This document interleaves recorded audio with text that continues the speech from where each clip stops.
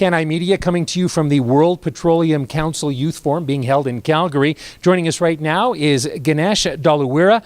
Ganesh, you're with the Institute for Sustainable Energy, Environment and Economy Canada, based at the University of Calgary. Perhaps you can tell me a little bit about the group first.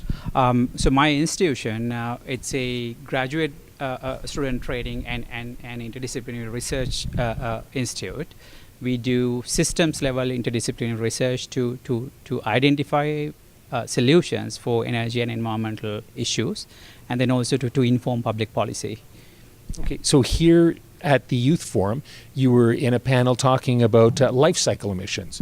Correct. In fact, it's right behind us here. And so, so that's what you were talking about. Let's talk dirty life cycle emissions. Tell us what that was about. So the session was about life cycle thinking, and the life cycle as what's the value of life cycle thinking when it came to industrial operations, oil and gas operations, and so on. How to use life cycle knowledge of your product or a process to make improvements or to comply with regulations, and the whole value of doing that. Okay. Now, when we're talking life cycle, we're talking about basically taking it, as the Environment Minister Diana McQueen says, from the wells to the wheels, basically. If you're able to do that with all energy sources, what can that do for the oil industry, do you think? So energy options, because then you're comparing apples to apples, basically, right? So like you pointed out, what it does is it looks at a certain product or a process from starting from the raw material extraction in like all parts of your product life cycle, and then identify at each different stages of your product or product process life cycle how each part performs environmentally. When it came to environmental discharges and whatnot, including greenhouse gas emissions, land use impacts, and other air pollutants and so on.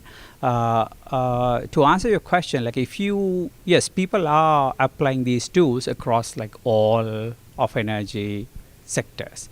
Especially when you are doing a life cycle assessment of a certain energy sector or certain energy product, very easily you will get into other energy sectors. Like you will have to look at, okay, I'm using electricity from other sector, so I have to look at, okay, what are the attributes of the electricity that I'm using, the other products that I'm using, or other raw materials that I'm using.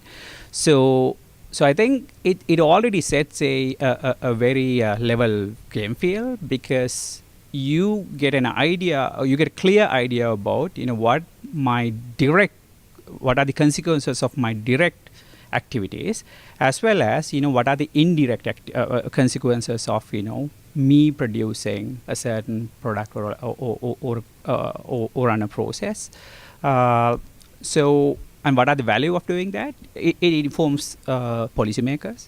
If a policymaker wants to regulate a certain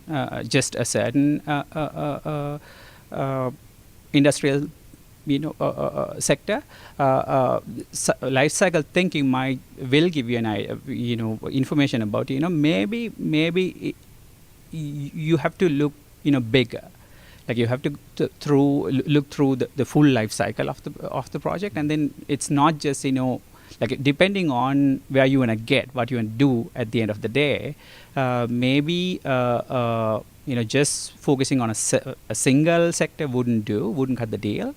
You have to look at the whole energy system, not just one component of that energy system. Is this a relatively new way of thinking when it comes to the petroleum industry?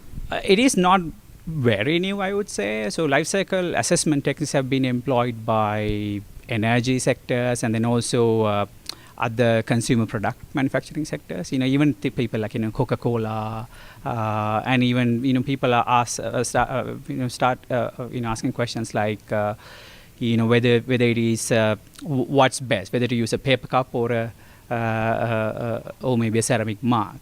Or a plastic cup. Even such questions could be. Life cycle thinking could provide some insights into basically any energy or whether it is energy or other consumer product. It can provide insights into making improvements to any industrial process.